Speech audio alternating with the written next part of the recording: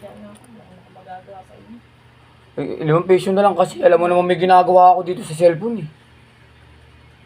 Di ba? Di mo alam sa inyo kung nananadya kayo eh.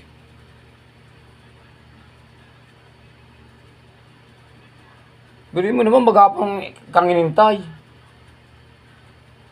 Alam mo yung pakiramdam ng ano, ganon? Yung na-obsess ka doon sa ginagawa mo, tapos hindi mo maintindihan.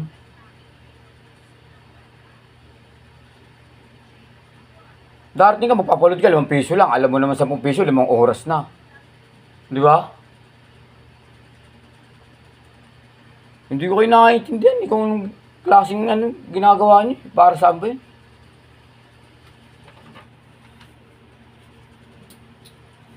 Siray ko naman eh. Ginagawa niyo akong ano eh.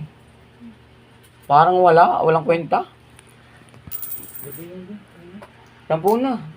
5 na nga, 5 yan, diba? Isang oras na to eh. Parang kasi mag-aano rin yung mami mo eh.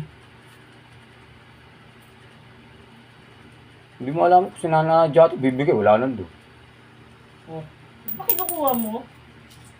Eh, wala naman load na eh. Kaya hindi na pa nga walang load eh. gabi na. Hindi maintindihan mami, hindi mo alam kung anong klaseng ano eh. Alam naman ginagawa ako. Hindi maintindihan. Hindi mo alam kung nananadya eh.